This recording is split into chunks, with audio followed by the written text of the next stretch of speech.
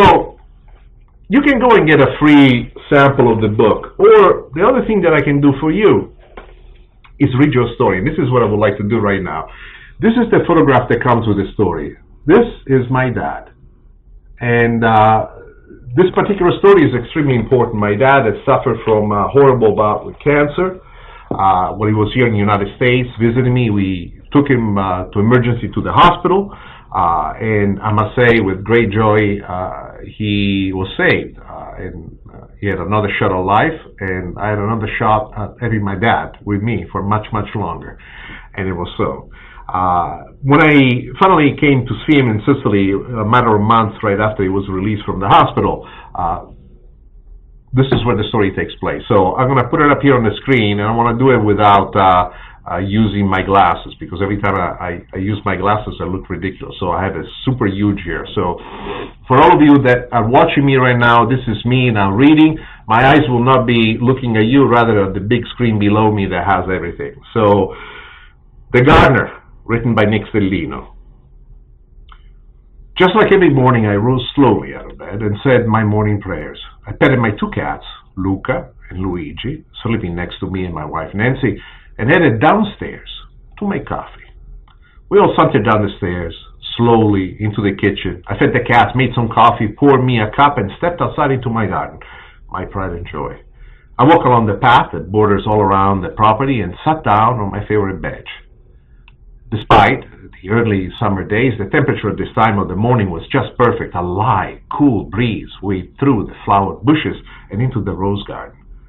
I sipped on my coffee slowly, savoring the deep, dark rose taste of my espresso beans. Then suddenly, out of nowhere, I felt a little brush of wind caressing the thick beard of my cheeks.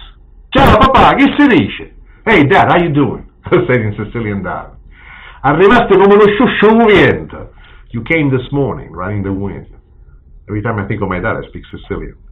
And then I went on, like I always do, and told them all about the new growth in the garden, the roses that Nancy had planted, the lemon tree in the back, the bougainvillea on the east wall, and I told them about the rabbit that comes to visit us occasionally. At the age of 65, I look more and more like my father, Vincenzo. The man taught me how to cook, how to love, and how to be a man. In spite of the fact that I did not hear his voice, I'm convinced I felt his hand ruffle my hair like he did when I was a little boy. I told him that the garden is the work of my wife Nancy, who turned every corner of our property into a slice of paradise, filled with trees, flowering bushes, and secret corners next to a fountain or a statue. One can go and find refuge from the daily stress of life. The one you see is one of the favorite pictures of my dad. He had just returned to Sicily after an emergency cancer operation he had while visiting me in the U.S. At that time, I was producing my first TV series, and I was traveling all around pitching the show to various investors. I took a week off to visit with Dad. We met at a doctor because my mom was worried about Dad's continuous weight loss. An emergency colonoscopy was scheduled, and because Dad did not speak a word of English, I was asked to stay in the room to translate. What I saw on the TV screen devastated me. I also had to translate what I saw on the screen for my dad, as well as the doctor's plans for him. The next day he was under the knife, and the cancer was removed entirely. My dad got a second chance at life, and I got a second chance at my dad. His recovery was slow, but as soon as he was back home in Sicily, his health improved at a miraculous speed. Maybe it was my mother's cooking or his beautiful view overlooking the Bay of Mondello from his home. For some context, it might help to remind you that I come from a family of farmers. My grandfather was the most prominent amongst us. He trained my dad so that one day he could take over the family business. However, just as it was for me, my father, well, it didn't exactly work out for him. Beside his home in Sicily was a small plot of abandoned land filled with a pitiful disarray of wandering plants and thorny bushes. At that time, my father was the same age I'm now. Just like me, he was terribly out of shape in the face of this physical challenge he had to endure. On his own, he dug out the earth, tilled it up, turned it, and mixed the soil with homemade mulch. Then he designed an underground water system using leftover clay pipes from the nearby construction site and divided the space and cleaned up lot into 6 planting boxes filled with a variety of vegetables and herbs. By the time I visited him a few months later, he had been working on his garden for close to 4 months.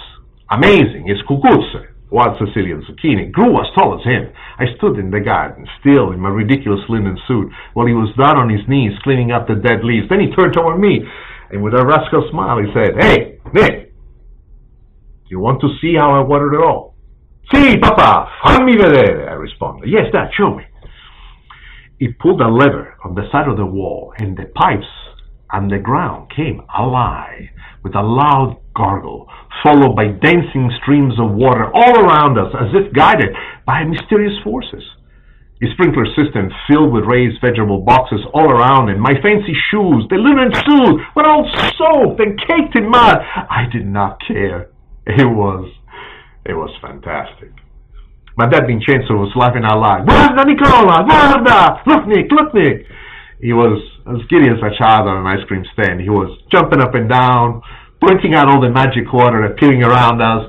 That was the happiest I've ever seen my dad. I've held on to that memory for so long. Seeing him smile like that made my world hopeful again. Then my mom popped her head from the balcony above. "La pasta è pronta!" she called out. "The pasta is ready. It was time to eat." My dad grabbed me by the arm, guided me upstairs to the shaded terrace under the pergola where Mom had laid out the lunch, and then he said to me, "Just wait until you taste the zucchini your mother made. They came from my garden, you know." That was one of the best days of my life.